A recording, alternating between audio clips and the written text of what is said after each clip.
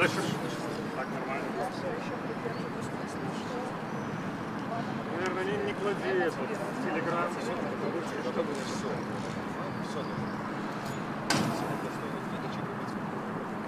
Дай свой номер, кинь. Радыё Свабода пачынае жывую трансляцыю з плошчы Незалежнасці ў Мінску. Мы знаходзімся ля будынка дома ўраду, дзе размяшчаецца цэнтральная выбарчая камісія. І сёння вось сюды проста раніцай тэрмінова выклікалі ўсіх кандыдатаў у прэзідэнты. Усе павінны быць тут. Ну, напэўна, Александр Лукашенко сам не з'явіцца, будзе прадстаўнік яго выбарчага штабу. Вось выклікалі ўсіх кандыдатаў сюды вельмі тэрмінова, як я ўжо сказаў, учора ўвечары, толькі пра гэта стала вядома. Кожны з іх атрымаў паведамленне, што вось сёння ў 8:55 павінен з'явіцца на такое паседжанне цэнтральнай выбарчай камісіі, дзе будзе абвешчаная агульная пэўная інфармацыя для ўсіх кандыдатаў. І можам меркаваць, што яна будзе тычыцца далейшага ходу выбарчай кампаніі. Адбыўся гэты незвычайны выклік пасля ўчарашніх падзей, пасля ўчарашняга паседжання Савета бяспекі, прысвечанага, як вы, напэўна, ўжо ведаеце, затрыманню 33 баевікоў замежнай прыватнай вайсковай кампаніі. Гэта афіцыйная версія. Учора, дзесьці прыкладна ў сярэдзіне дня, была інфармацыя пра тое, што гэтыя людзі, баевікі, якіх назвала Дзяржаўнае агенцтва інфармацыйнае Белта, яны былі пад Мінскам затрыманыя. Вось і пасля гэтага пачаліся новыя падзеі. Вось бачым, ужо Сергей Чэрачань з'явіўся ў нас тут на плошчы Незалежнасці. Ён ідзе, якраз кіруецца ў будынак ЦВК. Зараз разам з прадстаўніком свайго штабу зараз падыдзе да нас, і мы з ім паразмаўляем. По-моему, актуальный костюм для кандидатов в президенты в Беларуси. Вы с пробежкой? Ну, вроде того. Есть у вас идеи, зачем вас вызвали? Абсолютно нет. Либо кого-то будут снимать, либо ограничивать мероприятия по агитации, либо задерживать. То есть вы поэтому пришли в костюме спортивном? Хотя бы В машине. Если что, ребята сбегают. А ваши действия, если ограничены, если кого-то снимут, либо... Давайте мы сначала все-таки узнаем, что у них сегодня на повестке дня, а потом уже будем собирать штабы и планировать, как мы будем действовать дальше. С другими кандидатами как-то координировались, обсуждали? Общались. И Итог мы должны узнать результат сегодняшнего заседания. И только после этого тогда уже принимать решение, что делать дальше. возможно, вам Нет, к сожалению, инсайдерской информации нет. Скорее всего, как и у всех вас. То есть то, что вчера нам сказали, это то, что приходите, информировать будем завтра по цели заседания. Просто телефон вас выключили? Да, по телефону. Но это уже было там почти 7 часов, поэтому, я повторюсь, это в авральном режиме, никакой там повестки либо уведомления по почте не было. Просто сказали, срочно необходимо собраться, потому что Лидия Михайловна поставила такую задачу. А что вы думаете про затрымание 33 боевиков? Может быть, на кого-то из нас повесят. Потому что ситуация, я уже неоднократно говорил, что курьезная и еще раз курьезная. Да. Откуда боевики? Кто их сюда привез? Да. Возможно, это транзитчики, возможно, это просто ребята ряженые. Я не знаю. Спасибо большое. Спасибо. Сергей Чэрачань з'явіўся ў незвычайным выглядзе, у спартовым касцюме, бачыце. Вырашыў сёння такім чынам папрысутнічаць на паседжанні цэнтральнай выбарчай камісіі, куды, як ён нам сам сказаў, быў тэрмінова учора ўвечары праз тэлефон проста выкліканы без нейкіх тлумачэнняў. Як ён мяркуе, магчыма, сёння кагосьці з кандыдатаў здымуць, альбо нейкая іншая будзе інфармацыя. На жаль, пакуль няма звестак, ці будзе весціся трансляцыя гэтага паседжання цэнтральнай выбарчай камісіі тэрміновага. раней з залі ЦВК заўсёды можна было бачыць карцінку, бачыць, што там адбываецца. Зараз пакуль мы не ведаем, ці гэта будзе адбывацца, калі натуральна ЦВК уключыць нейкую трансляцыю, то мы далучым яе да нашай, вы пабачыце ўсё. Бачым трыумвірат. Зараз вось падыходзяць яны.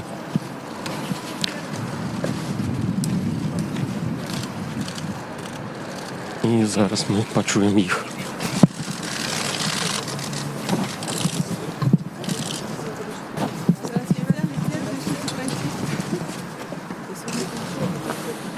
Бачите, Светлана Тихановская, Вероника Цыпкала, Мария Колесник. Сегодня. Нет, абсолютно нет. Ну, а предположение, чего вы ожидаете? Чего я ожидаю? А чего вы ожидаете? Ну, вдруг вас снимут, что вы тогда будете делать? Меня не снимут, за что меня снимут? Давайте мы сначала дождемся, что нам скажут, потому что... Тише. Скажите, а вчера вы вчера смотрели... Ладно, вы вчера смотрели новости, как Видела, да. Вы можете Нет, я этого человека не знаю, когда он смотрела после. Он не работал с Сергеем. Ну, проведите расследование, узнаете, я только не слышала. С вами в штабе он работал? Светлана, не боитесь силы провокации на сегодняшнем пикете вашем? Нет, не боюсь.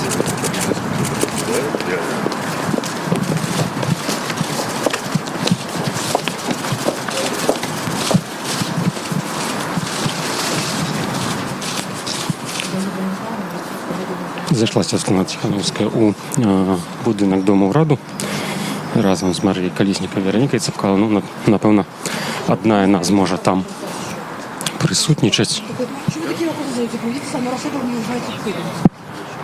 Чакаем зараз іншых кандыдатаў. Яшчэ як мінімум 2 асабіста павінны з'явіцца. Ну, і, напэўна, Михаил Орда, кіраўнік штабу Александра Лукашэнкі.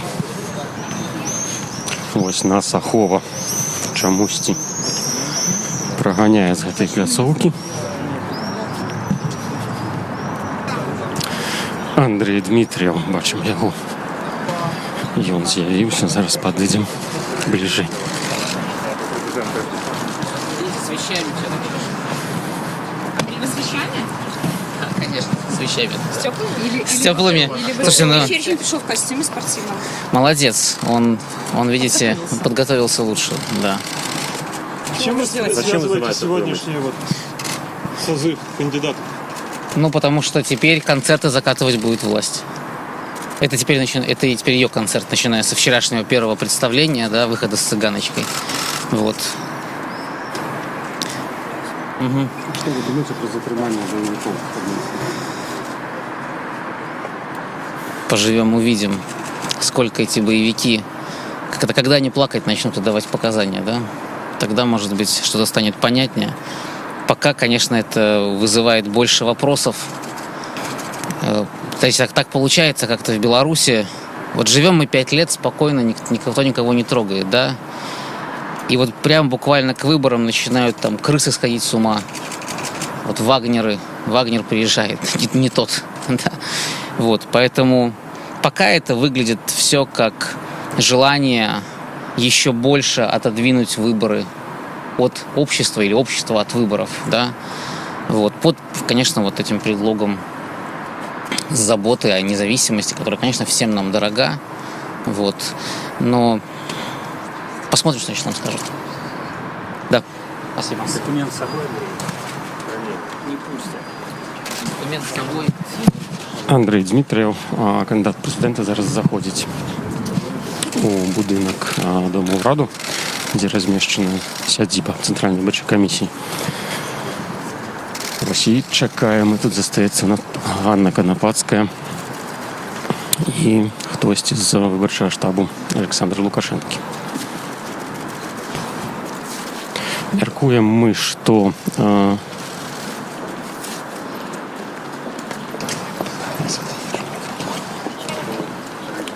Мяркуем мы, што будзе гэта непрацяглым паседжанне, таму што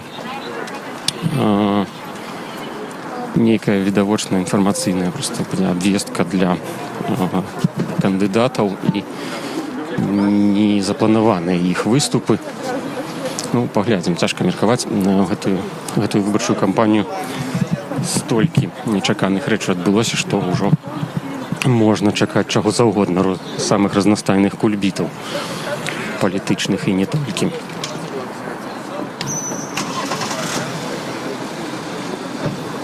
Бачыце, тут вельмі шмат журналістаў, як беларускіх, так і замежных. Сёння сабралася і чакаем мы калі не сенсацыйных, то гучных навінаў сёння. Заставайце нашай трансляцыі. Мы абавязкова тут дачакаемся кандыдатаў і даведаемся, што ж ім расказалі. У нас таксама прысутнічае наш эксперт Віталь Цыганков. І вось у перапынку мы паразмаўляем з ім пра падзеі учарашняга дня і пра магчымыя прагнозы на дні наступныя. Гадаю, што выбары ўжо 9 жніўня адбудуцца сёння. Сённяшняга дня фактычна застаецца толькі 10 дзён. Какие чаканні? Без понятия. А предположения есть у вас какие-то? Я мне бы очень хотелось, чтобы в любом... Пожалуйста, тут я сейчас наступлю на фотографа сзади. В любом случае, чтобы соблюдалось действующее законодательство. Но вы не опасаетесь, что могут снять вас или каких-то других кандидатов или ограничить? Ну, вы знаете, мне уже столько было угроз и требований снять с выборов в пользу единственного кандидата, что мне уже ничего не страшно. Какие ваши Надо прийти. А? Когда вы стоит видели, что надо прийти сегодня? Ну, мне просто позвонили, наверное, где-то уже в районе 19 часов. Сказали, что да, просим прийти. Ой, извините, пригласили на встречу. Пояснили, зачем? Я спросила, но нет, никаких ответов не получила. А што вы думаеце пра баевікоў з Прыбанкуча? Ну, надо смотреть все материалы дела. Я, вы же знаете, в любом случае не даю комментарий, если я не знаю документов, которые являлись основанием для тех или иных выводов.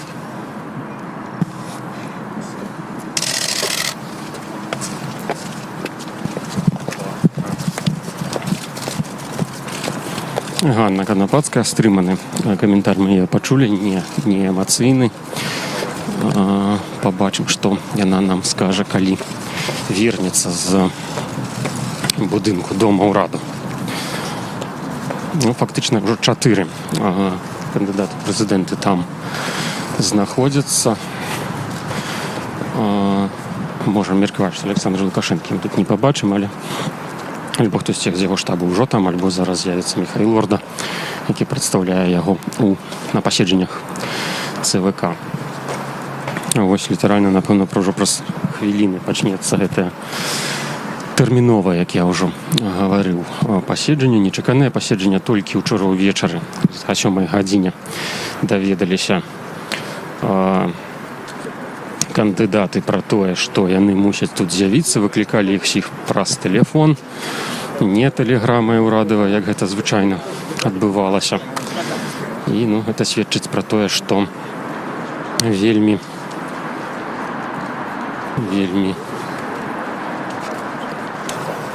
бачым мы Андрэй Раўкоў, былы міністр абароны і старшыня Савета бяспекі, праходзіць таксама на паседжанне ЦВК, і можам меркаваць, што там ён таксама будзе.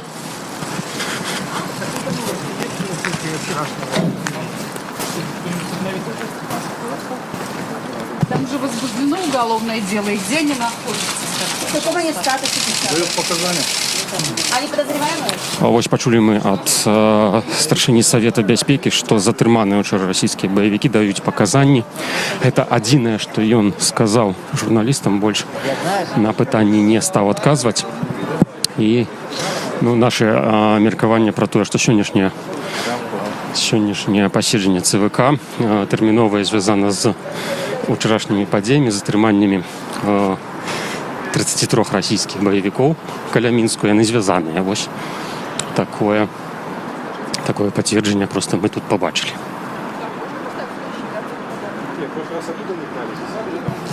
Шмат меркаванняў ёсць наконт таго, што адбывалася учора ля Менску, а таксама наконт таго, што будзе адбывацца ў гэтай выбарчай кампаніі далей. І зараз мы гэтыя меркаванні некалькі хвілін абмяркуем з нашым аналітыкам Віталем Цыганковым, які тут знаходіцца. І запрашаю вас заставацца нашай трансляцыі. Мы абавязкова дачакаемся.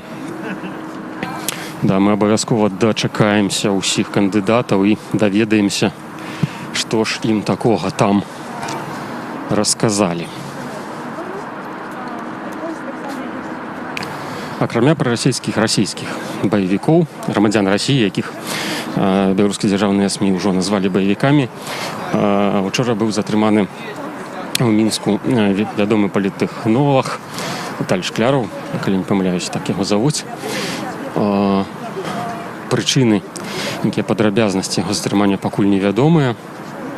Пра затрыманне паліттэхнолага паведамілі таксама дзяржаўныя СМІ увечары. У нас на сайце ёсць інтэрв'ю гэтым чалавекам, якое было зроблена некаторы час таму, некалькі месяцаў таму. І у гэтым інтэрв'ю ён адмаўляў сваю датычнасць, прыватнасці да дзейнасці Сергея Ціханаўскага, адмаўляў сваю датычнасць да працы. Адмаўляў сваю датычнасць да працы на беларускіх выбарах, аднак вось чалавек, паліттэхнолаг, які жыве у Штатах, у Злучаных Штатах амаль увесь час, вось ён быў затрыманы ў Мінску, і гэта таксама стала нечаканасцю. Вось мне падказваюць, што літаральна праз 10 секунд пачнецца, праз 5 паседжання ЦВК, і я так разумею, мы зможам яго вам паказаць. Вось, гэта такая добрая навіна, вы убачыце ўсё проста в рэжыме онлайн, і нават прабачаюся, не зможам паказаць, падказвае мне рэдактар трансляцыі, толькі вядома, што яно пачынаецца. Літаральна вось у гэтыя секунды. І трансляцыі няма, мы не ўбачым, што там адбываецца. Аднак мы застаемся тут, ля будынку Дома ўраду. У нас хутка з'явіцца экспертны каментар і прагноз, магчыма, на далейшыя падзеі. Нагадаю, што на сёння на вечар запланаваны вялікі выбарчы пікет, мітынг каманды Святланы Ціханаўскай. Ён павінен адбыцца запланаваны у парку Сяброўства народаў ля плошчы Бангалор. Быў анансаваны ўжо некалькі дзён таму. Аднак зараз складана сказаць, ці ўвогуле ён адбудзецца у сувязі з учарашнімі падзеямі, у сувязі з тэрміновым паседжаннем Цэнтральнай выбарчай камісіі.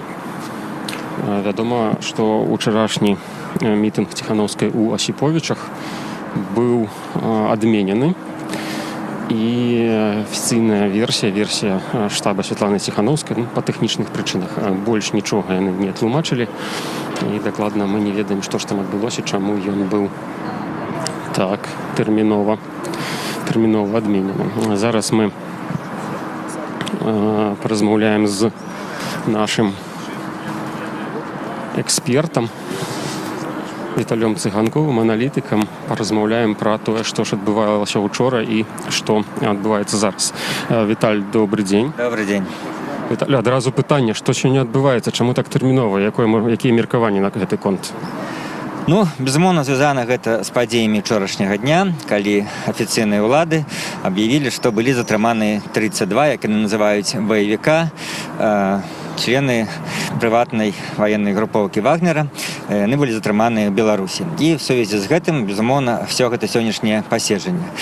Цікавы, што момант, хочу звярнуць увагу, хто, можа быць, не адразу падключыўся да нашага стрыму, што толькі што разам з кандыдатамі таксама ў цэнтр Баркам прыйшоў сакратар Рады бяспекі Раўкоў з нейкай тэчкай, папачкай. Відавочна, што ён будзе дакладваць кандыдатам, а хутчэй за ўсё выконваць, так сказаць, місію, накладзеную на яго вышэйшым кіраўніцтвам, дакласці нейкія моманты, звязаныя менавіта з гэтым затрыманнем.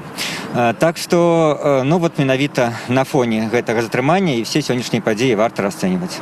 А Віталій, якія ўвогуле меркаванні наконт таго, што ж гэта было за затрыманне, што гэта за людзі, што яны тут рабілі?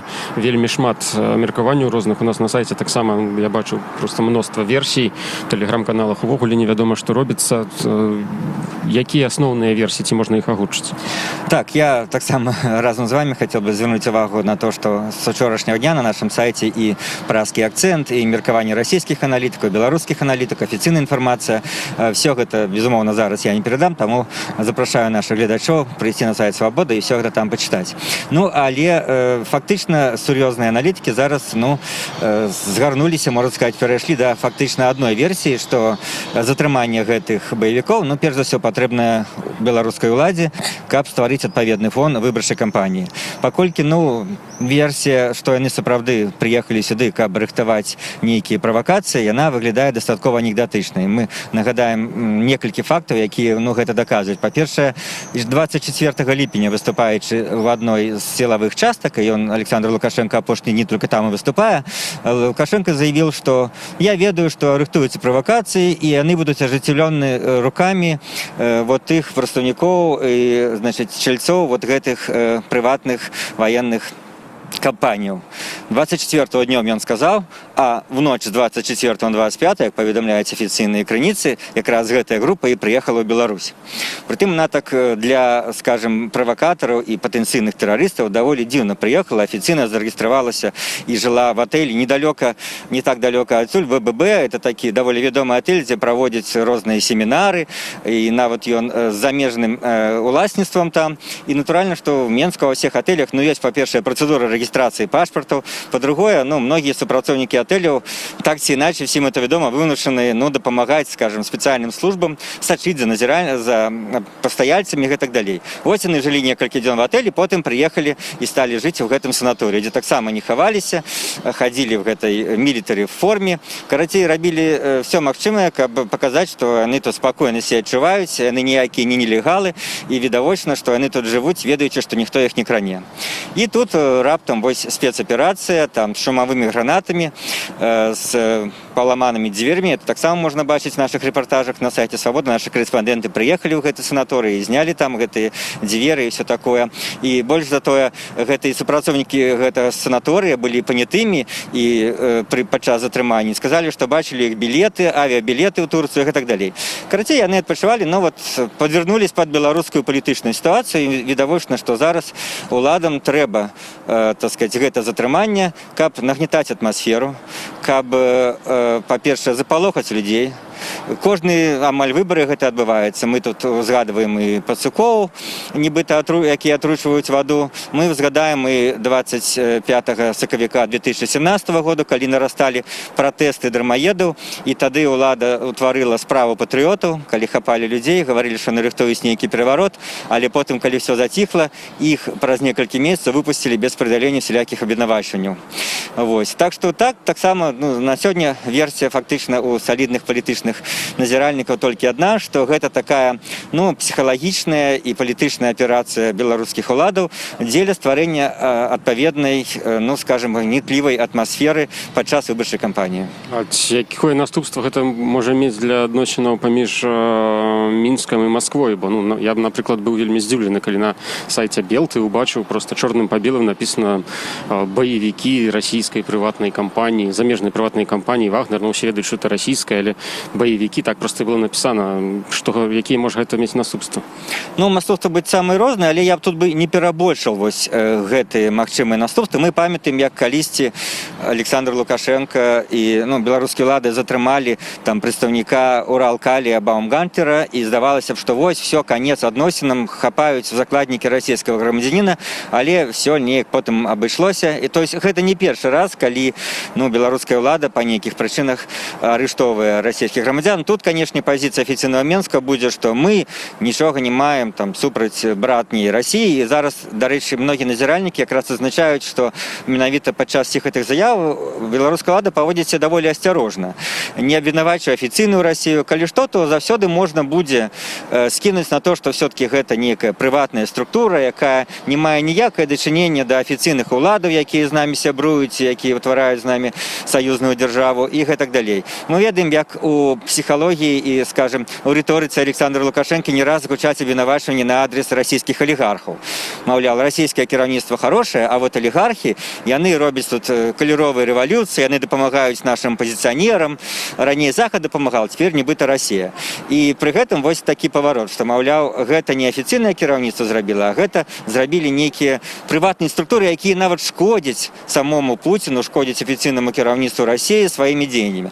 Так што я магу падбачыць тут выніку таго, як все рассеецца, будзе такі паварот. Я не думаю, што зараз Лукашенко паставіць все, што называецца, вот, карты на нейкі катэгарычны разрыв адносінаў з Расіяй. Але для публікі вот гэта такая, ну, якая мантра, якая была падчас ад самого пачатку этой кампаніі за суверэнітэт, за незалежнасць супраць і заходніх, і супраць, так сказать, расійскіх лялькаводаў. Гэта ж пастаянна гучыць. Гэта будзе працягвацца. Пры тым, што, ну, на самой справе там з Пуціным могуць быць адны размовы, але вось для шырокай публікі Расія прадстаўлена як нейкія алігархі, якія тут спрабуюць шкодзіць беларускім выбарам, беларускай суверэнітэту і гэтак далей. Ці можам мы зараз спрагназаваць, што адбываецца вось за сценамі, вось за гэтымі вокнамі ў кабінетах у зале ЦВК? Вядома, што учора ўжо проста ўвечары у парк сяброўства народаў ля плошчы Бангалордзе мусіць адбыцца сёння вялікі мітынг Святланы Ціхановскай. Ужо прывезлі агароджу, яна там стаіць. Раней там таксама былі кожны вечар сустрэчы з выбаршчыкамі і нічога такога не было. Ці гэта звязана, магчыма, з сённяшнімі паседжаннямі? Якія прагнозы на тое, што будзе далей адбывацца і на тое, што мы пачуем зараз ад кандыдатаў?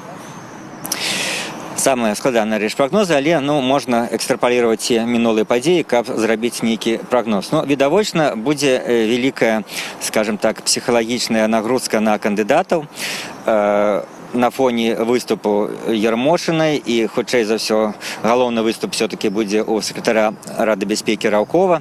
Ён будзе аперировать нейкімі там шалёнымі фактамі про тое, што зараз рыхтуецца супраць Беларусі, як ён будзе гаварыць. І, ну, мэта гэтага, ну, я думаю, будзе так падавіць нейкую псіхіку кандыдатаў, каб яны пагадзіліся на нейкія абмежавальныя захады, якія, магчыма, рыхтуе ўлада. Як мінімум, гэта, напэўна, будуць сапраўды звязаныя з мітынгамі. Фактычна на сёння масавыя мітынгі праводзіць толькі адзін кандыдат. Гэта Святлана Ціхановская. І менавіта сёння прызначаны самы галоўны мітынг, ну, пікет называецца это у Менску. І я думаю, ствараючы гэтую атмасферу і сёння паведамляючы кандыдатам нейкія там дзікія факты, улады хочуць перш за ўсё збіць вот гэты напор актыўнасці, гэты снежны ком, паводле якога павялічылась в кожным беларускім горадзе колькасць людзей, якія прыходзілі на мітынгі Святланы Ціхановскай. Іх зараз задача, каб людзі, ну, спалохаліся, ці спалохаліся не тых баевікоў, конечно, а спалохаліся магчымых дзеянняў улады. Што раз улада ўжо заговорила про баевікоў, то она невядома, што можа зрабіць падчас гэтага мітынгу. Вот такую ідэю хочуць укарэніць для беларусаў улады сваімі гэтымі дзеяннямі, каб людзі сёння не прыйшлі на Бангалор. Но это самый мягкий вариант. В принципе, я не выключаю і больш жорсткія варыянты, а менавіта, што акрамя такого псіхалагічнага ціска просто будзе аб'яўлена нейкае рашэнне, што на фоне там баевікоў мы забараняем всялякія мітынгі. Ну, не лічу, што это асноўная версія, але, ну, 30, 20, 30, 40% я такому даю. І самая, ну, хотелось бы малаверагодная версія, але все-таки я думаю, што ёй таксама трэба аддаць, я б аддал ёй 10-20%, што сёння па нейкіх прычынах можа адбыцца, ну, зніццё Ціхановскай з кандыдата ў прэзідэнты. Раўкоў заявіць, зачытае нейкія факты, нібыта факты про тое, што ёсць сувязі паміж штабам Ціхановскай і гэтымі баевікамі, ці паміж штабам штабам Ціхановскага і замежнымі, там, як яны так называюцца, хутчэй за ўсё расійскімі, маючы на ўвазе выключна аднымі замежнымі расійскімі нейкімі спонсорамі, і на гэтай падставе Цэнтр Баркам прагаласуе і здыме яе з выбараў. Я паўтаруся, гэта верагоднасць, на маю думку, існуе, і паўтаруся, што 10-20% я думаю, мы памятаем, як калі не рэгістравалі Віктора Бабарыку, калі проста Ермошина зачытала афіцыйныя там паведамленні з камітэту дзяржаўнага кантролю, якія не даказаны ні судом, нічым, абвінавачванні ў бок Бабарыкі. На падставе гэтых абвінавачванняў, не гледзячы на пярэчанне адвакату Бабарыкі, яго не зарэгістравалі. Нешта падобнае можа адбыцца і сёння. Учора вось другой палове дня, нават увечары, нават можна было пачуць такія меркаванні, што выбары ўвогуле адменяць. Ёсць такая верагоднасць? Гэта, думаю, найменш верагодна. Нелагічна, столькі ўжо Александр Лукашенко намучыўся, і зараз адмяняць дзеля чаго, а потым нейкай іншай сітуацыі праводзіць новыя, калі ўжо засталося яму, скажем так, двукосці пацярпець яшчэ там 2 тыдні непоўных. Навошта адмяняць? 10 дзён дакладней. Навошта адмяняць, каб чакаць, што сітуацыя будзе праз 3, 5, 6 месяцаў лепшая? Не, наврад ці. Я думаю, все-таки гэта самы малаверагодны варыянт. Ён нелагічны, ён не вытекае з усіх паводзінаў улады. Вось. І, можна толькі сказаць, што у нас все бывае, але, паўтаруся, гэта было б абсалютна нелагічна з пункту гледжання ранейшых крокаў Александра Лукашэнкі. Вось, найгучнейшым учарашнім затрыманнем гэта было, натуральна, затрыманне 32 альбо 33, напэўна, больш правільна гаварыць, прарасійскіх баевікоў, так іх будзем называць, афіцыйная версія. Але таксама ўвечары была інфармацыя пра затрыманне паліттэхнолага Віталь Шкляраў, калі не памыляюся, яго завуць. З чым гэта можа быць звязана і што гэта за чалавек? Віталь Шкляраў неаднаразова гучаў у нас, я браў сам яго інтэрв'ю на радыё «Свабода», вось іншыя калегі бралі інтэрв'ю. Ён апошнія гады стаў даволі вядомым паліттэхнолагам. Ён грамадзянін Беларусі, ён нарадзіўся в Беларусі, але... Перабіў у Гомелі, нават нарадзіўся, земляк Сергея Ціхановскага, нават з ім, здаецца, знаём. Гэта я не магу сказаць, але то, што афіцыйна вядома, ён пасля навучання там на Захадзе, в Нямецчыне, жыў і зараз жыве афіцыйна в США. Ён працаваў тым ліку ў кампаніі Барака Абама, ён працаваў у кампаніі іншага кандыдата патэнцыйнага Берні Сандерса ад дэмакратычнай партыі. Таксама ён працаваў на Ксенію Собчак і на розных грузінскіх палітыкаў. То бок ён мае даволі такі вялікі вопыт, але ў Беларусі неяк папрацаваць яму не ўдавалася, проста, можа быць, на ранейшых выбарах ці не было неабходнасці, там ці, можа быць, проста яму было нецікава. Вось, але на гэтых выбарах ён, як сцвярджаецца, як сам ён пісаў у сваім тэлеграме, нейкім чынам дапамагаў тым ліку і беларускім кандыдатам. Пра гэта шмат вялікай інфармацыі няма, але сам факт таго, што як яго арыштавалі і з той афіцыйнай інфармацыі, што ён там дапамагаў кандыдатам, скажем, панізіць і павысіць іхні рэйтынг і працаваць на то, каб зменшыўся рэйтынг Александра Лукашэнкі, так гэта ж і ёсць праца палітычнага аналітыка, паліттэхнолага, каб свой кандыдат павялічваў сваю папулярнасць і рэйтынг, а кандыдат-апанент каб зменшаў. Гэта то, чым займаюцца на ўсіх палітыках. І арышт такого чалавека, паліттэхнолага, гэта проста сведчыць пра тое, што сапраўды улада ўспрымае самі выбары, само апаніраванне Александру Лукашэнку на выбарах як фактычна нейкую, можна сказаць, падазроную, ледзь незлачынную дзейнасць. Ужо можна сказаць, што чалавек, які ідзе на выбары, ён патэнцыйна на гэтых выбарах, мы бачым, адразу становіцца патэнцыйным, скажем, крымінальнікам. Аднаго сажаюць, другого не сажаюць, і тым больш чалавек уяўляе небяспеку, тым больш ён становіцца патэнцыйным, скажем, ахвярай з пункту гледжання дзеяння ўлады. І гэта будзе мець наступствы тым ліку таму, што ён, хоць і беларускі грамадзянін, але паколькі даўно жыве в США, я думаю, магчыма, мае ўжо і амерыканскае грамадзянства, хутчэй за ўсё. Не бачылі такой інфармацыі? Пакуль інфармацыі не было, толькі...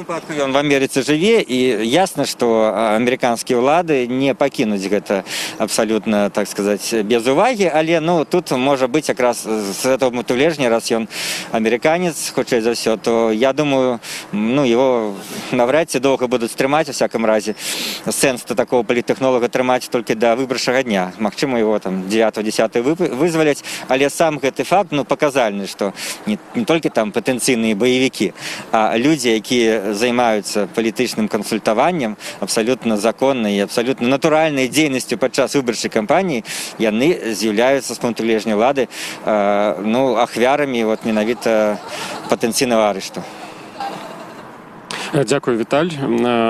Віталь Цыганкоў, палітычны аналітык, аглядальнік «Свабоды». Нагадаю, мы знаходзімся ля будынку Дома ўраду на плошчы Незалежнасці. Вось тут зараз у гэтым будынку праходзіць тэрміновае паседжанне Цэнтральнай выбарчай камісіі. Яшчэ учора раніцай ніхто не ведаў пра тое, што яно адбудзецца. Аднак позна ўвечары кожны з кандыдатаў прэзідэнты атрымаў тэлефанаванне, проста праз тэлефон быў выкліканы сюды сёння раніцай на 8:55 без тлумачэння ўвогуле прычын. Усе кандыдаты з'явіліся, акрамя Александра Лукашэнкі, яго мы тут не бачылі. А таксама з'явіўся тут сакратар, кіраўнік Савета бяспекі Беларусі, гаспадар Раўкоў, і мы можам меркаваць, што вось гэтае тэрміновае паседжанне было яно і звязанае менавіта з учарашнімі падзеямі, з учарашнім затрыманнем бойцоў прыватнай вайсковай кампаніі расійскай. Вось Віталь Цыганкоў быў у нас у эфіры, коротка падсумоўваючы, магу ягоныя асноўныя версіі сказаць, што верагодна сёння нейкім чынам абмяжуюць магчымасць агітацыі, магчымасць сходаў, агітацыйных мітынгаў у беларускіх гарадах на вось гэты час кампаніі, які застаўся да 9 жніўня. Таксама існуе верагоднасць, што хтосьці з кандыдатаў, у першую чаргу можам гаварыць пра Святлану Ціханаўскую, будзе зняты з гэтых выбараў. На думку Віталя, гэта мінімальная верагоднасць такога сцэнару, такога развіцця падзей, аднак яна ўсё ж існуе. Бачыце вы, што з будынку Дома ўраду з тых дзвярэй выходзяць людзі, супрацоўнікі палаты прадстаўнікоў. Яны час ад часу з'яўляюцца, аднак супрацоўніцы ў дадзеным выпадку. Аднак пакуль што мы чакаем саміх кандыдатаў і іх тут не бачым. Іх няма, паседжанне ўжо праходзіць 20 хвілін. Можна меркаваць, што раз гаспадар Раўкоў тут з'явіўся, то ён будзе мець нейкі выступ, меў пры сабе дакументы, тэчку. Падчас ранейшых жывых трансляцый адсюль мы маглі проста на прыступках знаходзіцца, аднак вось сёння нас адтуль усіх журналістаў, які тут знаходзяцца, некалькі дзесяткаў чалавек, нас проста сагналі і таксама не патлумачыўшы, папрасілі сысці крыху далей. Магчыма, таксама нейкія захады бяспекі. Вось чалавек у зялёнай спецвопратцы тут побач з намі знаходзіцца, назірае за тым, чым мы займаемся. Запрашаю вас заходзіць на наш сайт, паглядзець у нашых соцсетках усе навіны пра ўчорашнія падзеі, рэпартаж з санаторыя «Беларусачка», дзе былі затрыманыя расійскія баевікі. Там таксама ёсць, можаце пачытаць меркаванне людзей, якія былі сведкамі затрыманняў. Там ёсць інфармацыя, якой не было на дзяржаўных каналах. Гэта ўсё цікава паглядзець для разумення сітуацыі. Таксама, натуральна, навіны пра ход самой выбарчай кампаніі там ёсць. Нагадаю яшчэ раз, што на сёння ўвечары быў запланаваны, пакуль яшчэ запланаваны вялікі сход, вялікі мітынг выбарчай Святланы Ціханаўскай у парку сяброўства народаў. І вось учора ўжо проста падчас пасля паседжання тэрміновага Савета бяспекі, якое праходзіла ў палацы Незалежнасці з удзелам кіраўнікоў сілавых ведомстваў і кіраўніка дзяржавы Александра Лукашэнкі. Вось проста былі туды ў гэты парк прыведзены такая металічная агароджа. Фотаздымкі ў нас на сайце можете таксама паглядзець. і можам меркаваць, што гэта адбылося менавіта праз затрыманне. Гэта скандальнае ўжо затрыманне грамадзян Расіі. Сёння таксама чакаецца яшчэ адна важная падзея. Яна анансавалася учора. У беларускім МЗС выкліканы амбасадары Расіі і Украіны. Вось таксама цікавая такая дэталь. І мяркуецца, што там таксама на гэтай сустрэчы будуць абмяркоўваць гэтых баевікоў прыватнай вайсковай кампаніі. Чаму украінскі амбасадар туды запрошаны? Ну, гэта такое цікавае пытанне. Як стала учора вядома, што частка з гэтых затрыманых учора каля Менску людзей, яна пэўны час ваявала на ўсходзе Украіны. На Донбасе ёсць таксама інфармацыя, што як мінімум частка з гэтых грамадзян Расіі з'яўляюцца ураджэнцамі Донецкай і Луганскай абласцей Украіны, якія зараз не падкантрольныя Кіеву. Вось, гэта большая частка тых людзей ўжо знаходзіцца ўнесена ў спіс на сайце Міратворац украінскім вядомым. І вось можам меркаваць, што нейкія размовы наконт лёсу далейшага гэтых людзей, затрыманых учора ля Менску, будуць абмяркоўвацца з удзелам амбасадараў. Нейкай афіцыйнай рэакцыі з боку Крамля, альбо таксама з боку амбасады, нейкіх заяваў наконт учарашніх падзей пакуль не было. Вядома толькі, што амбасада Расіі паінфармаваная пра затрыманне сваіх грамадзян. І мы чакаем далейшых падзей. Ось, як коротка паведаміў нам Андрэй Раўкоў, што ўжо даюць паказанні затрыманыя. Вельмі цікавы момант таксама звязаны з тым, што невядома, чаму ўвогуле яны былі затрыманыя. Таму што грамадзяне Расіі могуць знаходзіцца на тэрыторыі Беларусі, натуральна могуць спыняцца ў гатэлях і могуць адпачываць в санаторыях.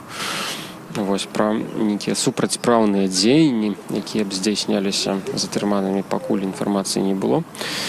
Таксама цікавы момант звязаны з тым, што у дзяржаўных СМІ фігуравала лічба ўжо 200 баевікоў, якія і незразумела, ці частка з іх дагэтуль дзесьці ў Беларусі застаецца, і дзе яны, гэтыя людзі, чым яны займаюцца, таксама пра гэта нічога не вядома.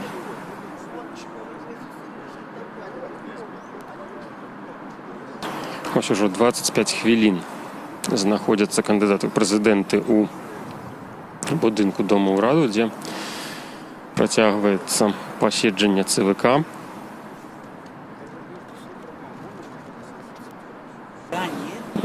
Калі б вы глядзелі трансляцыю нашу ад пачатку, маглі бачыць, што як мінімум Сергей Чэрачань даволі незвычайным выглядзе з'явіўся. Тут ён прыйшоў у спартовым касцюме. Жартавалі мы, журналісты, ці не з прабежкі ён тут. І Чэрачань паведаміў ці то жартам, ці то сур'ёзна, што магчыма яго адразу тут і затрымаюць. Проста адвядуць у аўтазак і ён не вернецца. У гэтым яго меркаванні доля жарту, магчыма, існуе, таму што некалькі дзён таму людзі, якія прынеслі заявы, што ахвотныя заручыцца за арыштаванага па крымінальнай справе экс-кандыдата ўжо, экс-прэтэндэнта ў кандыдаты Віктара Бабарыку, яны прынеслі гэтае заручальніцтва ў будынак КДБ, у прыёмную, каб іх там падаць, такі збольшага, напэўна, сімвалічны нават жэст, але замест гэтага былі проста з гэтай прыёмнай праз калідор адведзеныя ў аўтазакі і адвезеныя ў РУС. Такая інфармацыя ад саміх гэтых людзей. Іх сведчанні ў нас на сайце можна пабачыць, пачытаць, як гэта ўсё адбывалася. Таму, магчыма, і Сергей Чэрачань не зусім жартаваў, калі нам расказваў пра магчымасць трапіць у аўтазак проста з паседжання ЦВК.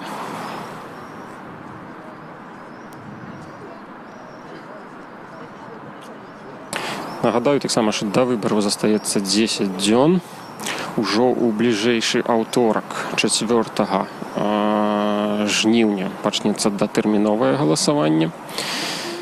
Участкі адкрыюцца проста па ўсей краіне і чакаем мы пэўнай актыўнасці, бо заўсёды ў Беларусі нам і прэзідэнцкіх выбарах, і парламенцкіх выбарах вельмі актыўныя па афіцыйных паведамленнях выбаршчыкі вось менавіта падчас датэрміновага галасавання. Калі не памыляюся, там да траціны з іх, калі не больш, галасуе менавіта ў датэрміновыя дні.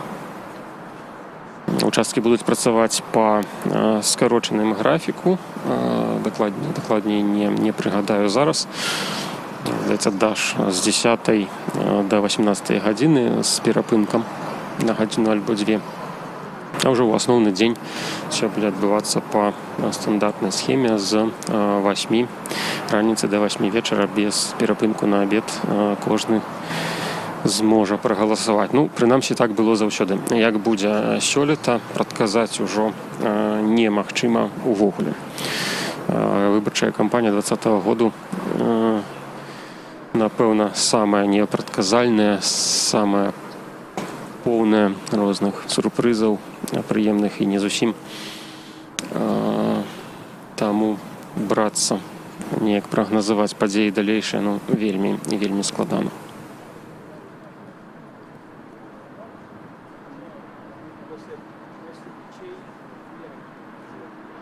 Заахвочваю вас зараз падпісвацца, ну, пакуль такі спакойна у нас тут, падпісвацца на наш YouTube-канал, цісніце там такую чырвоную кнопку, калі гэтага яшчэ не падпісаныя. Можна падпісацца, званочак абавязкова, каб паведамленні пра ўсе новыя трансляцыі і нашы відэа у вас з'яўляліся. Таксама заахвочваю вас падпісвацца на нашы сацыяльныя сеткі. Усюды мы прысутнічаем, ад TikTok да Фейсбука. Можна нас там знайсці. Там інфармацыя падаецца ў адмыслова падрыхтаваным для соцсетак выглядзе. Все зручна для сябе форме мы абавязкова пабачыце. Ну і яшчэ абавязкова заахвочваю вас паведамляць нам вашыя ўласныя навіны пра выбары, пра каранавірус, які нікуды не сышоў яшчэ з Беларусі, на жаль, і пра ўсе іншыя падзеі. Наш тэлеграм-канал. Вельмі чакаем навіну ад вас. Заўсёды адгукаемся, правяраем всю інфармацыю і ўсё самае цікавае публікуем абавязкова у нас на сайце, в наших соцсетках. Выходзіць старшыня Савета бяспекі, гаспадар Раўкоў, калі я правільна бачу. Выходзіць зараз ён з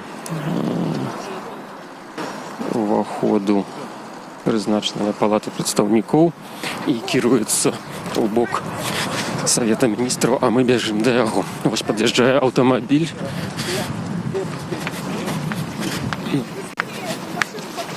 Андрей Алексеевич, что у вас было? Сейчас кандидаты. Вы же на заседании ЦИК были? Да. А что вы делаете? Довел кандидатам определенную информацию для учета их деятельности. Они вам расскажут. По поводу Какой деятельность? По поводу митингов? Да. Агитационных, А да? что вы им рекомендовали? Причем здесь митинги? А какой деятельность? Они вам все расскажут. Так, если нам расскажите официальное лицо. Что? Что значит запрещать митинг? С повышенными мерами безопасности. А что насчет... Что? Нет. Без ограничений, конечно. То есть будут рамки и заборы? Обязательно. Остаются кандидатами или кого-то из них снимают? Все кандидаты на месте. Сейчас выйдут, расскажут вам все. До свидания. Что насчет остальных боевиков? Что? Что насчет остальных боевиков? Заявлялось, что их 200, а задержали Нет. 33. 33 задержано, до 200 где-то находятся на территории по оперативной информации. Идут поиск. Идет поиск. Ведь это как иголка в стогу сена. Что? Что? Уголовное дело заведено или нет? Да, конечно. 290 какая-то. Ну, не понял. Вы понимаете, кто их сюда позвал? Пока не знаю. Пока не знаю. за уголовное дело? Ну, по факту чего? В чем они обвиняют? Подозревают? Подготовка террористических актов. Все, до свидания.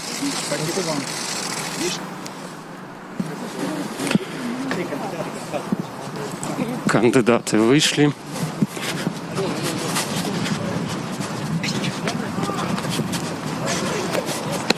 Я кокетничал с вами. Да. Что ж там отбылось? Ну, вы знаете, что я так надеялась, что Александр Григорьевич в мою пользу снимется, а оказалось все намного прозаичнее и опаснее. То есть нас предупредили о возможных провокациях при проведении массовых мероприятий. И я еще раз убедилась в том, что государство сегодня не в полной мере способно обеспечить безопасность, в том числе кандидатов в президенты. И решение нашего штаба о том, что не проводить массовые мероприятия, было верным. То есть мы не дадим шансов на какие-то дополнительные провокации, чтобы были с нашими людьми устроены. А про затриманих боевиков вам некую подробязную информацию рассказали? Да, рассказали, что их задержали, что их распределили по различным РУВД, что они дают показания. Но... РУВД или СИЗО? РУВД. Ну, то есть единственное, что не обладает, я так понимаю, что и господин Равков тоже всей полнотой информации, либо он не имеет возможности или не хочет их доводить даже до кандидатов в президенты. Доверенное лицо Александра Лукашенко было? Качанова. Она что-нибудь говорила? Все в духе вестей. Ці дали выказаться кандидатом в президента? А вы знаете, что да, было единое мнение о том, что, безусловно, безопасность людей, безопасность наших граждан – это тот вопрос, который не может оставаться незамеченным, и мы все готовы обеспечивать эту безопасность и помогать. Но государство само сегодня проигрывает даже в информационной войне, да, то есть мы все сегодня видим, как происходит этот вот гибридный аншлюз, когда со всех каналов или там со всех соцсетей идет в какой-то степени и нагнетание обстановки в том числе. То есть, конечно, государство должно сегодня направлять свой силовой аппарат, свой репрессивный аппарат не на борьбу с инакомыслием, а на создание собственного белорусского контента для того, чтобы возрождать вообще понимание самосознания белорусов и самоидентичности, для того, чтобы иметь возможность противостоять вот всем вот этим вот негативным явлениям, которые сегодня обостряются в связи с проведением электоральной кампании в Беларуси. А ці поверили вы тому, что Андрей Равков сегодня вам рассказал? Вы знаете, что я поверила в том, что и я всегда говорила о том, что действительно очень важно для нас сейчас обеспечить безопасность каждого человека, потому что человек — это действительно ценность для любого государства, тем более для Беларуси, которая уже потеряла достаточно своих граждан за 25 лет диктатуры по разным причинам. Но точно так же я еще раз повторю, что я вижу, что государство сегодня не способно обеспечить надлежащую безопасность каждому из нас. И оно не способно обеспечить ни на массовых мероприятиях. И я вижу, что, еще раз повторю, что вот эти денежные средства финансовые, которые из наших с вами карманов, из бюджета тратятся на силовой аппарат, там, на МВД, на КГБ, но все-таки не на то расходуются. Надо не на борьбу с инакомыслием, а на то, чтобы каждый человек, гражданин Беларуси, чувствовал себя защищенным и мог реализовать свое право даже при выходе на площадь, выражая свое мнение, потому что это разрешено ему в Конституции Республики Беларусь. Она вам объяснили, как теперь будет проходить? Ну, я так понимаю, что какие-то Да, по новым правилам каким-то? Нет. Как это будет проводиться? Здесь я задавала этот вопрос, мне пообещали, что не будут ущемлены ни права граждан, ни права кандидатов при проведении пикетов. При этом сказали, что да, будут установлены дополнительные рамки, да, будет установлено дополнительное ограждение, будет проводиться досмотр. Ну, посмотрим, как это будет на самом деле, потому что мы все хотим сегодня быть в равных условиях, но эти условия должны быть, безусловно, безопасными. Скажите, вот подробности вы знаете, уголовное дело уже? Нет, просто ведется... По какому уголовному делу вы тоже не знаете? Насколько я поняла из того, что нам рассказали, уголовное дело еще не было возбуждено. Но все... Да, возбуждено, да? Ну, сейчас вам. Вот видите, нам он об этом не сказал. Единственное, что он сказал, что сейчас уже все задержанные находятся в базе «Миротворец», да, и поэтому они будут приглашать сегодня посла Украины. Вот. И Украины, и России. Ну, нет, дело в том, что консультации МИД со структурами Российской Федерации уже идут. То есть этот процесс начался еще вчера, а сегодня вот уже дополнительная информация, поэтому будет приглашаться посол МИД. Ну, я так понимаю, что вчера было совещание Совета Безопасности по этому вопросу. Ну, будем смотреть, как будут развиваться события. Поэтому всем нам надо быть очень внимательными и осторожными. Как вы думаете, кто отправил боевиков в Беларусь? Ганна Коноплацкая была у нас. У ефірі вийшла на перший з кандидатів з будинку ЦВК. Зараз ми вже тут для приступок.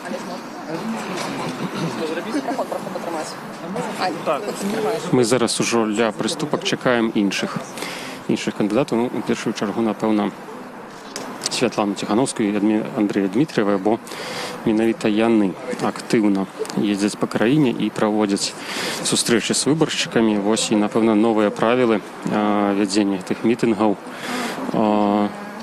забеспячэння бяспекі на іх датычаць у першую чаргу менавіта кампаніі Тихановскай і кампаніі Дмитріева, тому што, ну, як вядома, Ганна Коноплацкая сустрэч з выбаршчыкаў мітынгаў не праводзіла па краіне.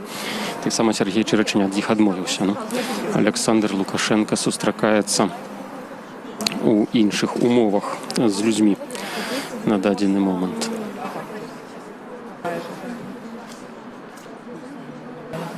Анансую зараз для вас таксама наш сённяшні вячэрні стрым. Ён быў запланаваны яшчэ якраз на плошчы Сяброўства народу. Увечары мы плануем там працаваць, таму запрашаю падключацца да нашай трансляцыі і назіраць за тым, што будзе адбывацца ўвечары у Мінску на сустрэчы Тихановскай з выбаршчыкамі.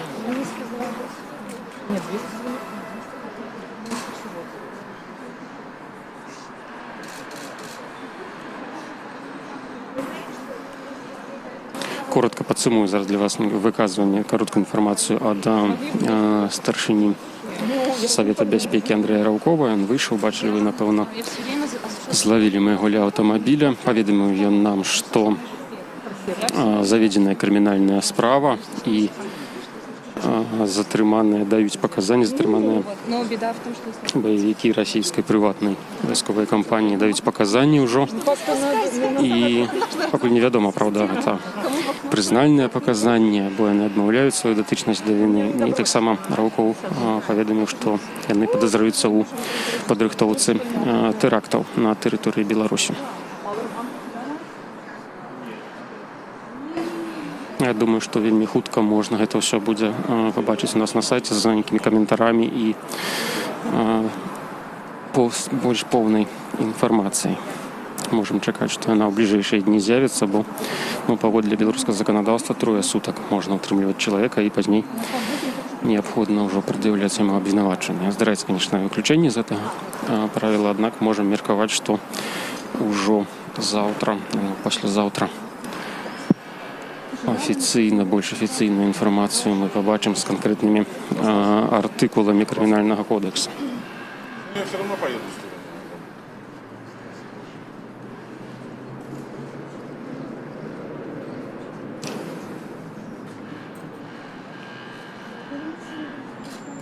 Затрымліваюцца кандыдаты ў прэзідэнты Святлана Тихановская, Андрэй Дмитріеў і Сергей Чырычань. Таксама тут ёсць Вераніка Цапкала і Марыя Калеснікава. Штосьці, калі Ганна Коноплацкая вельмі хутка з'явілася, то мы ўжо чакаем хвілін 5, напэўна, іншых кандыдатаў.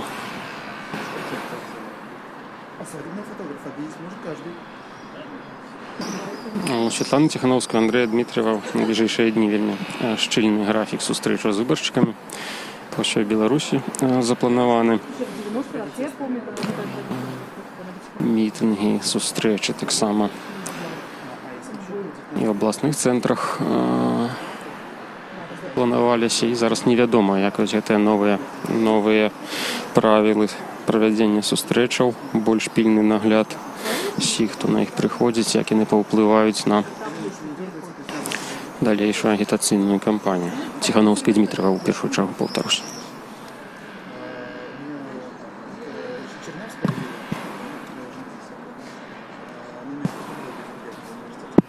Ось адчыняюцца дзверы. Наталья Качанова. Яна сёння прадстаўляла Александра Лукашенку, его инициативную группу. Прощения, потому что я уже в командировке. Не размаўляе на з намі, просіць прабачэння.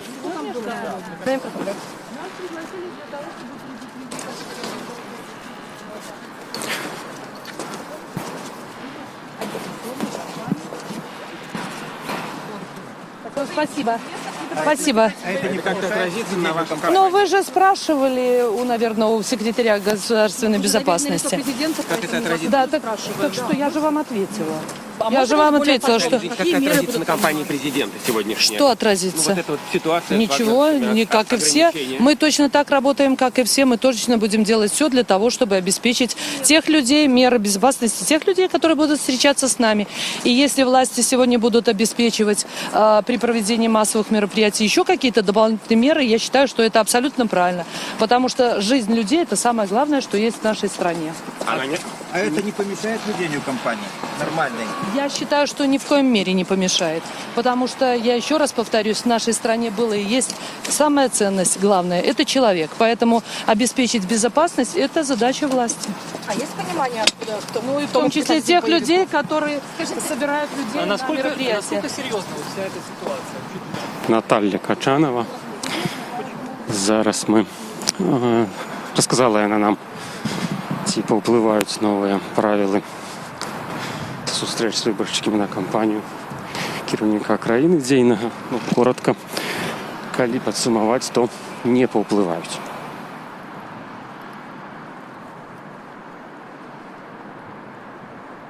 Менавіта яна сёння прадстаўляла Александра Лукашенку на там тэрміновым паседжанні Цэнтральнай выбарчай камісіі. Ну, а мы вяртаемся до прыступак і чакаем тут далей кандыдатаў.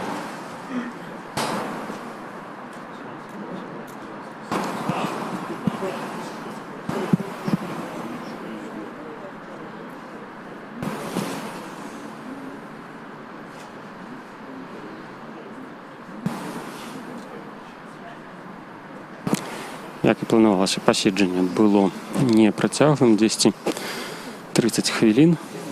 Яно ішло, пасля чаго кіраўнік Савета бяспекі з'ехаў.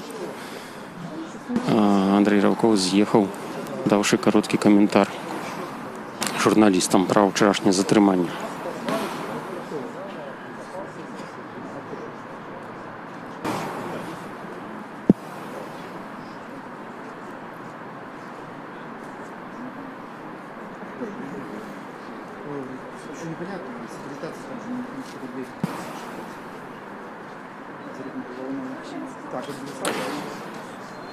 Выходзяць людзі пакрысе адсюль, аднак саміх кандыдатаў мы пакуль не бачым. Незразумела, чаму яны там застаюцца. Спадзяемся, што нейкія здагадкі Сергея Чэрачня не рэалізуюцца. І пабачым мы тут сёння яшчэ на прыступках.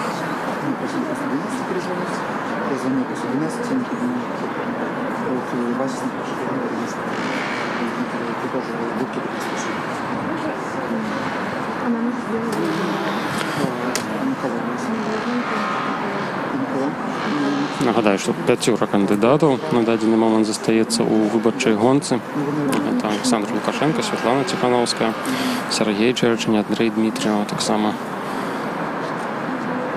Ганна Канапацкая. Некалькі хвілін таму бачылі мы даволі разгорнуты каментар адносна падзей апошніх дзён на сённяшняй сустрэчы. Зноў адчыняюцца дзверы і чарговая супрацоўніца апарату Палаты Рэспублікі з'яўляецца перад намі.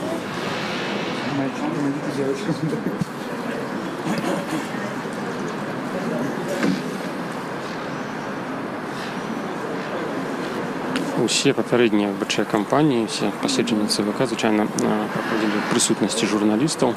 Сёлета по офіційнай версіі праз каранавірус журналістаў не пускаюць унутр, не пускаюць у залю паседжання, немагчыма там прысутнічаць. І калі папярэднія сходы была жывая трансляцыя з гэтай залі, можна было бачыць хаця б яе на відэа, то зараз сёння вось нават і гэтага не было. І мы толькі са словаў саміх кандыдатаў альбо вось як было сёння слово выступоўцы Андрэя Раўкова можам даведацца, што ж там адбывалася. Вось гэта эпідэмічная сітуацыя з каранавірусам таксама паўплывала сёлета і на тое, што верагодна мы не будзем ведаць вынікаў выбараў у дзень галасавання, таму што журналістаў не запрашаюць у традыцыйны вечаровы прэс-цэнтр. Толькі некалькі дзяржаўных СМІ будуць прысутнічаць і атрымаюць каментар ад Лідзіі Міхайлаўны Ярмошынай. А вось агульны прэс-цэнтр для ўсіх запланаваны ўжо на раніцу наступнага дня, панядзелак 10 жніўня. І існуюць уж такія апасенні, меркаванні, што толькі раніцай 10 жніўня мы зможам даведацца вынікі выбараў, ну, прынамсі, афіцыйныя вынікі выбараў.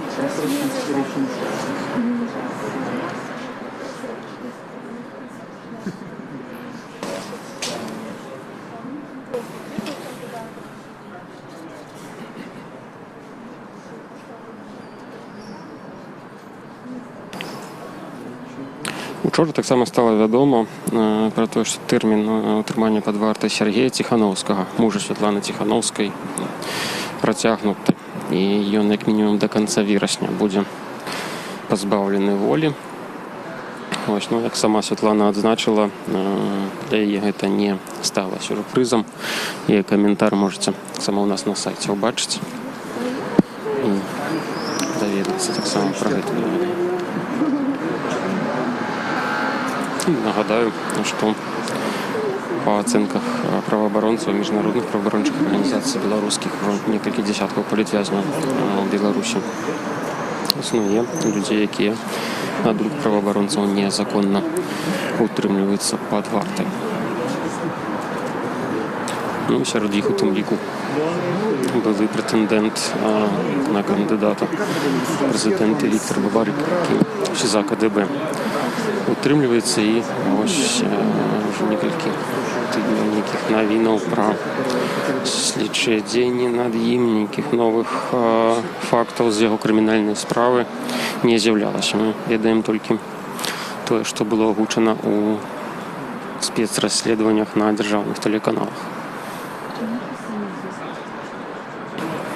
Па-ранейшаму складанасці ў адвакатаў, каб трапіць да Бабарыкі. Вось, літаральна учора я чытаў пост у Фейсбуку аднаго з іх, гаспадара Лаеўскага, пра тое, што па-ранейшаму прыходзіцца дзежурыць суткамі, літаральна ўначы.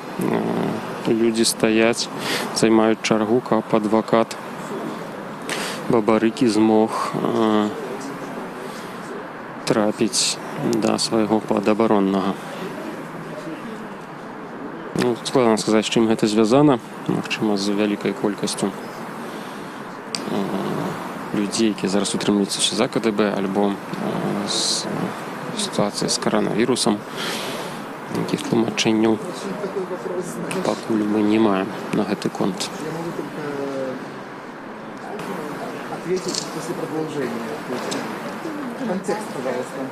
Вельмі доўга знаходзяцца кандыдаты ў прэзідэнты будынку Дома ўрада. Не ведаем, што яны там робяць. Магчыма, атрымліваюць нейкія дакументы або падрабязныя інструкцыі пра тое, як зараз будзе адбывацца агітацыйная кампанія. Вось, уже, напэўна, хвілін 20 таму скончылася паседжанне, аднак акрамя Ганны Канапацкай да нас ніхто не выйшаў. Ось Сергей Чэрачын. Зараз паслухаем яго. Основная была цель встречи – предупредить о том, что возможны провокации, и эти провокации, скорее всего, будут. Поэтому решайте сами. Почему решили, что будет провокация? Ну, потому что были задержаны боевики. Таких боевиков, скорее всего, на территории Беларуси еще достаточно много. Плюс готовятся группировки, которые планируют въехать на территорию Республики Беларусь до 9 числа. И, соответственно, те мероприятия, которые будут проводиться в формате митингов, концертов, они будут небезопасны. Это группировки кто сказал? Равков? Российская Федерация. Кто вам дал эту информацию о том, что планируется две группировки? Это общая информация Равков непосредственно. То есть Равков сказал, что из России будут ехать группировки? Нет, он сказал, что есть информация, что такие группировки готовятся. Да. В России? В России. Так а что по поводу этих 33 задержанных? Кто их послал? Зачем они здесь? Что они собирались сделать? Пока информация такая, что с его слов готовились провокации непосредственно силами этих группировок. А вы этой информации полностью доверяете или есть у вас сомнения? У меня есть сомнения, но я говорю то, что я услышал. И как вы, как теперь вы будете строить свою деятельность агитационную и предвыборную? У нас непосредственно ничего не меняется. Мы перешли в онлайн. В онлайне безопасно. То есть митингов вы проводить не будете? Нет, я уже заявлял об этом, и мы придерживаемся нашей концепции по этой кампании. Все, спасибо большое. Сергей Черочень, Андрей, что это было? Андрей Дмитриев зараз. Здесь, кажется, с вами по очереди разговаривают, потому что вы все выходят по очереди. В чем тут? Или все Нет. вместе собрались? Считаете, что это знак уважения кандидатов к журналистам, чтобы вам не надо было разрываться? А вы тянули жребий, кто будет первый выходить? Нет, мы решили, что самый сильный политик выйдет первым, а уже мы все потом. Скажите, можно какие-то подробности про эту встречу? Что там происходит? Я думаю, что из того, что важно сегодня, может быть, нам сказали, что в стране сегодня есть 170 боевиков, собственно, что мы уже знаем из телеканала БТ, обученных подрывной и снайперской деятельности. Да, и если в случае с коронавирусом он угрожает независимым наблюдателям, то в случае с боевиками они целенаправленно угрожают, конечно же, массовым мероприятиям. Да, вот так вот у нас все происходит в стране. Говорите, что они действительно есть?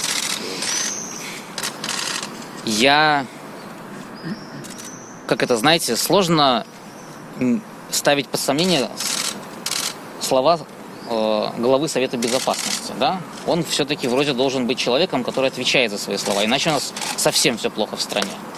Но мне, очевидно, не хватило большого куска информации для того, чтобы понимать, что происходит. Например, если нам говорят, что в стране 170 человек, я хочу понимать, что мы делаем, где закрытые города, где блокпосты, как мы их ловим, да, что происходит. Второе, если нам говорят, что извините, я возьму, потому что я записывал, мне это будет проще, да. А вы смогли эти вопросы все задать Равкову? Да, я много вопросов ему задал. Значит, например, если нам говорят, да, что под Псковом и Невелем формируются еще какие-то группировки, у меня вопрос, когда мы увидим ноту МИДа Беларуси к МИДу Российской Федерации. Потому что это серьезно, да, это не шуточки здесь. Это Равков такое сказал? Да. Псков и Невель? Да. Так именно. Да. Как это он сформулировал? Что, по их информации, есть еще 2 группировки под Псковом и Невелем, да, которые формируются в подобных целях. Считаю, что эта информация невероятно серьезная, и тут уже должны реагировать совместно спецслужбы Беларуси и России на эту угрозу, если это так. Какие непосредственно цели? Террористический акт? По его словам, на сегодняшний день люди дают разные показания. Некоторые из них говорят напрямую, что мы приехали делать революцию. Да? Но некоторые, он подчеркнул это несколько раз, что это не все, а такое ощущение, что группа защищает себя, давая разные показания. Также, например, было сказано, да, что, конечно же, было сказано, что ГРУ и ФСБ не информировали заранее о том, что вот эта группа должна быть в Беларуси. Но я так и не понял, это уже сутки прошли, между прочим. Если вроде мы в настолько близких отношениях, что я так понимаю, что надо просто позвонить. Даже тут не нужны официальные запросы, да, в такой. Я хотел бы услышать все-таки ответ, когда уже ГРУ и ФСБ, что это за люди, имеют ли это отношение к их передислокации в Республику Беларусь и так далее. То есть, если нам говорят, что мы должны к этой информации относиться серьезно, как к люди, которым предстоит в том числе, возможно, руководить страной, давайте относиться к ней именно так. И задавать именно серьезные вопросы. Я пока что не вижу, как я уже сказал, всей полноты информации и ответов на важные вопросы. Я также спросил у господина Равкова, понимает ли он, что вне зависимости от встречи с нами 9-10 числа люди выйдут. Неважно сколько. Во-первых, это происходит всегда после президентских выборов. Но, во-вторых, я езжу, общаюсь с людьми, и я вижу, что многие видят это для себя как одним из выходов, если, да, они услышат не цифры или там поймут, что выборы нечестные. И это не зависит от никаких призывов. Я спросил его, как будет обеспечиваться безопасность с учетом этой информации этих людей. Потому что если мы предполагаем, что в стране 170 человек, а их может быть больше, потому что граница с Россией не закрыта, он сам это подчеркнул несколько раз, да, что мы не можем контролировать весь периметр нашей границы, потому что там тропы и так далее, это означает, их может быть стать еще больше в стране, да, то я хочу четкого ответа сегодня от Совета Безопасности, от руководства страны, как будет обеспечена безопасность. Не через там задержание и так далее, а именно безопасность всех тех, кто выйдет, потому что это мирные люди, это белорусы. И они имеют полное право на защиту с нашей стороны, со стороны государства, со стороны кандидатов в президенты.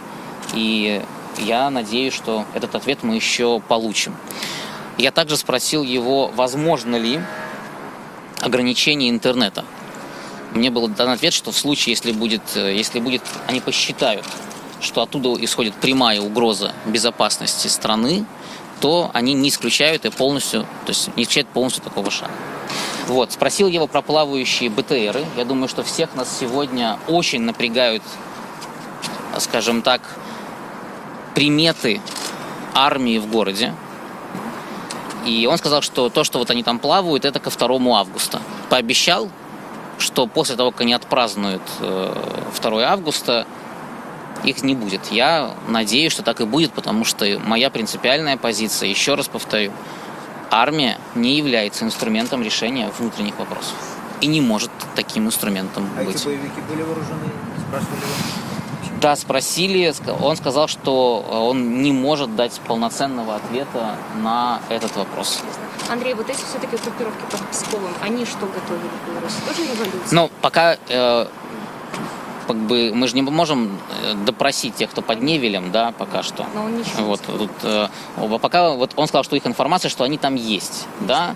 Но я бы тогда ждал, все-таки, еще раз повторю, хотелось бы понимать, какова официальная позиция руководства Беларуси, руководства России, да. Они созваниваются по 100 раз в год. По-моему, это хороший повод позвонить друг другу и услышать, что скажут на это наши коллеги из России. Да, мы за безопасность Беларуси, мы за безопасность белорусского народа.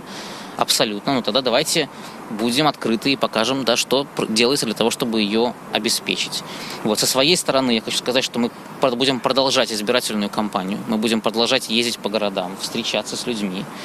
Вот. Мы, конечно, учтем то, что говорит сегодня государство, но я считаю, что это задача государства — обеспечивать безопасность людей, и в том числе безопасность, президентских выборов, проведения президентских выборов не через ограничение наших свобод, а через усиление безопасности в стране, где у нас силовиков, милиционеров, по-моему, более чем достаточно для этих задач, и все прекрасно экипированы, да, все прекрасно обучены. Значит, они должны быть незаметны, но при этом обеспечивать нам возможность вести агитацию. Скажите, а было какое-то заявление про усиление границ, усиление, не знаю, вообще границ да, с Российской Федерацией? С Российской Федерацией. Сегодня он это не говорил, я думаю, мы все это читали вчера, да, и я считаю, что если то, что, опять же, нам говорят, является правдой, то это было бы самым логическим действием. И войска это надо стягивать не в Минск, а к границе с Российской Федерацией, да, чтобы не пропустить сюда никакие, как это их назвать-то, господи, никаких человечков, да, в любом цвете. Справа в Google може змінити зараз вибори.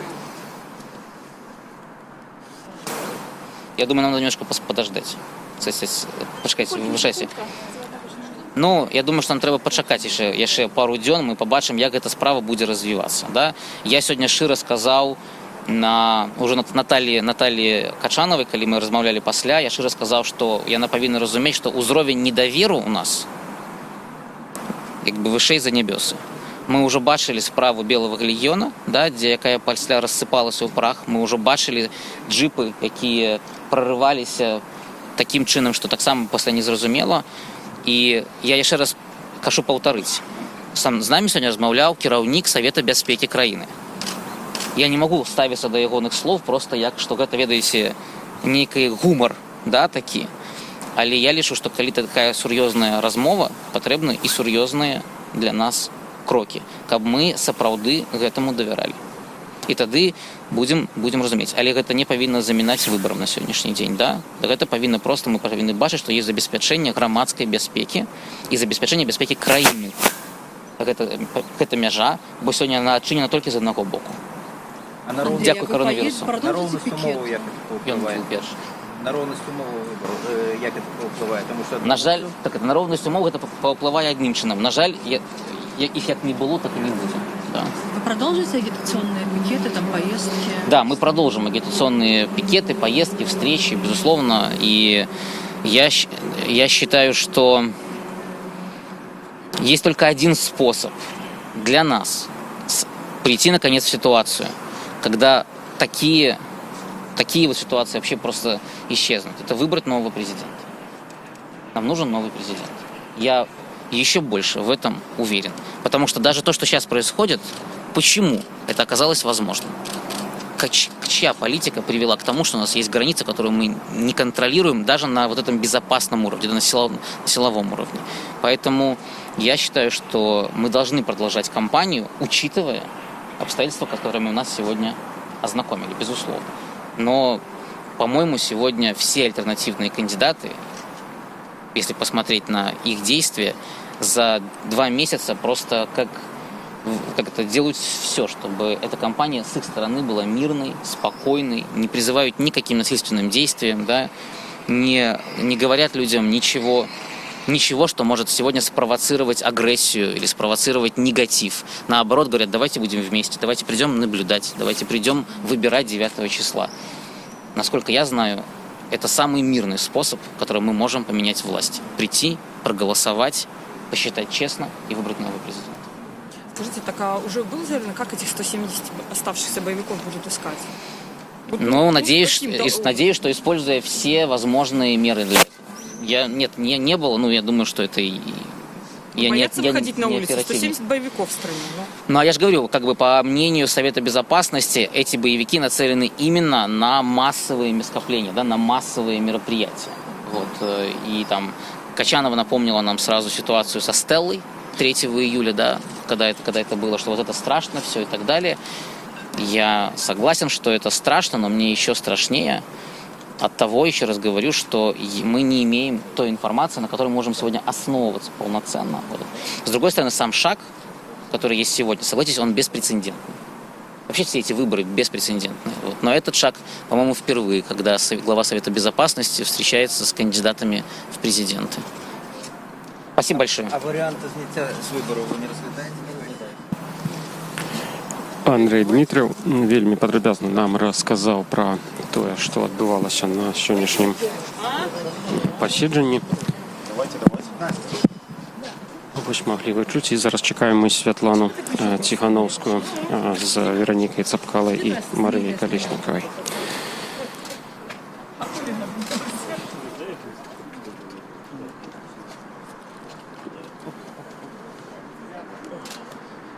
Ром. Возьми. Ну, некоторые з заяваў Дмітріева, некаторую інфармацыю магчымую можна лічыць сенсацыйнай. Першую чаргу, натуральна, те звесткі пра лагеры падрыхтоўкі баевікоў у Пскоўскай вобласці Расіі.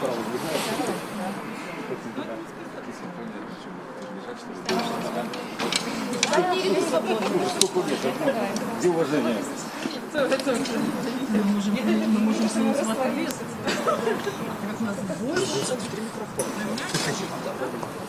Ольга Ковалькова, координатор штабу Світлана Тихановська. І ось сама Світлана так само виходить, і ми наближаємося.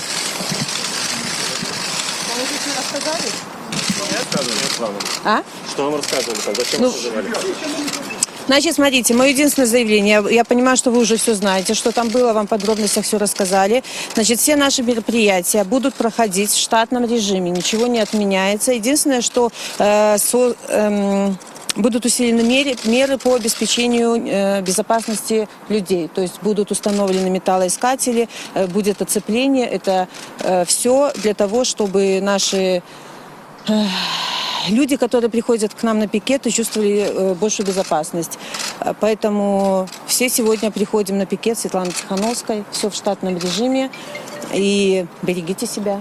А что вы думаете про эту историю? Нет, ответственность за меры безопасности теперь возложила на себя наше государство.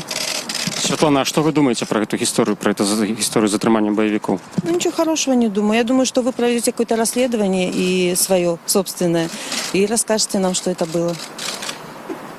Да, спасибо вам большое. У нас, у Вероники Цепкало есть тоже заявление для вас. Послушайте, пожалуйста.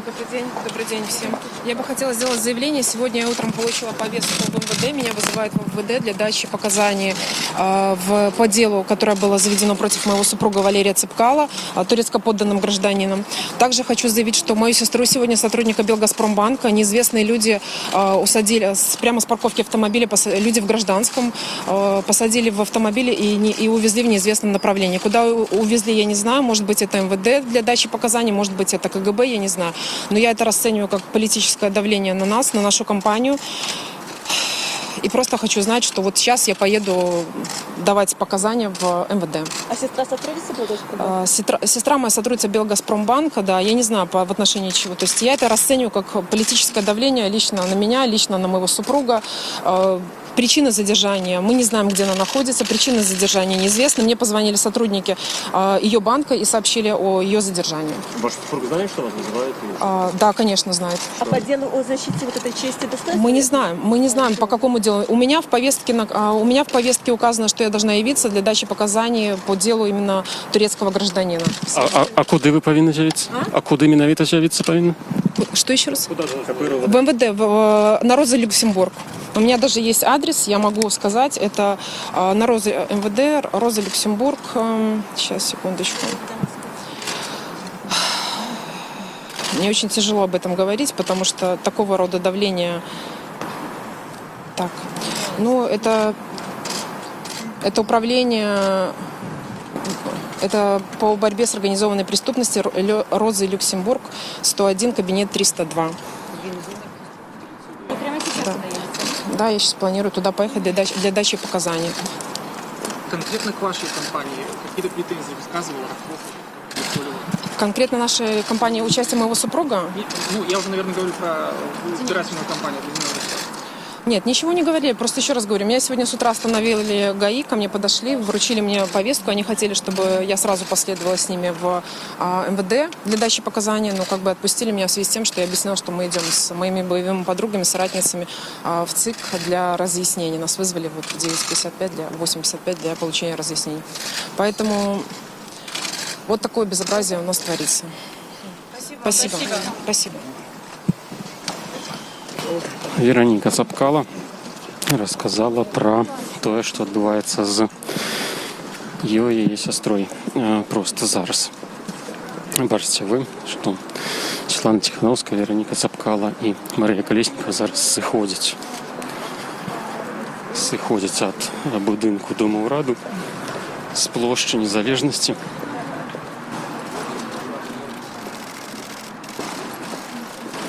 І, як нам розказала Світлана Тихановська, пакуль не запланована ніяка адмена ближайших мітингів, і її кампанія протягнеться у